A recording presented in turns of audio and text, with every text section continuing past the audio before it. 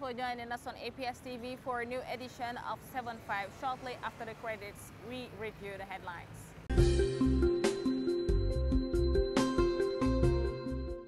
The President of the Republic, Bassirou Diomaye Diakhar Faye, accompanied by his wife, the First Lady Absa Faye, attended the Mauritania versus Senegal game on Tuesday as part of the 2026 World Cup qualifiers.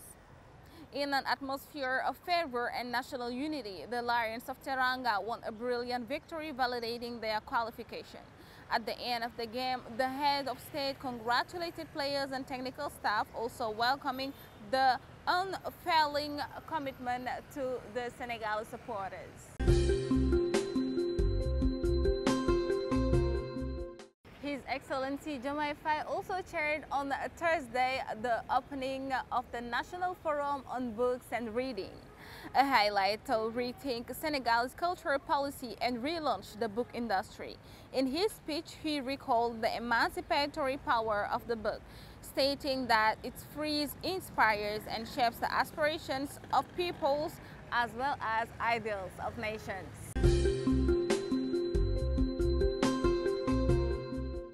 Bassirou Diomaye Faye also received later in the afternoon the white paper on the Thiaroye massacre, which occurred on December 1st, 1944, during a ceremony in the presence of the government, the commemoration committee, and the diplomatic corps. He praised the decisive role of Prime Minister Ousmane Sonko, bearer of this draft memory, and reaffirmed Senegal's commitment to inscribe this part of history in the national narrative in tribute to the African heroes who fought for freedom.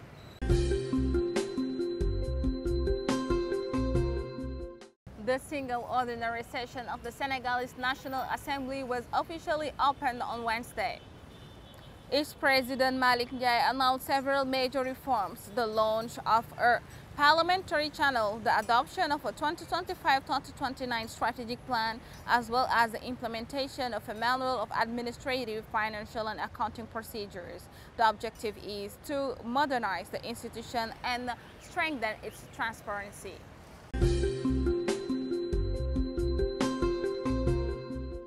The 18th edition of the business conference organized by the National Council of Employers was officially launched on Thursday in Dakar, placed under the theme Growth, Competitive Economy, Sovereignty, and Sustainable Jobs in Senegal.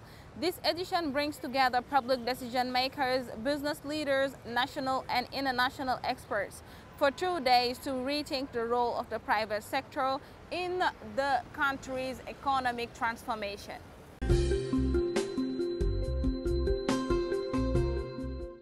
Let's move on to the agenda of the upcoming days. The President of the Republic is expected to Kenya for a working visit from October 19 to 21st.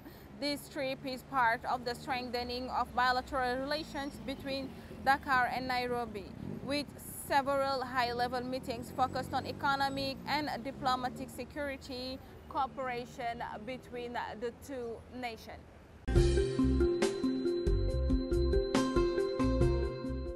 This brings our edition to an end. Thank you so much for watching APS. Please take a look at the view of the week.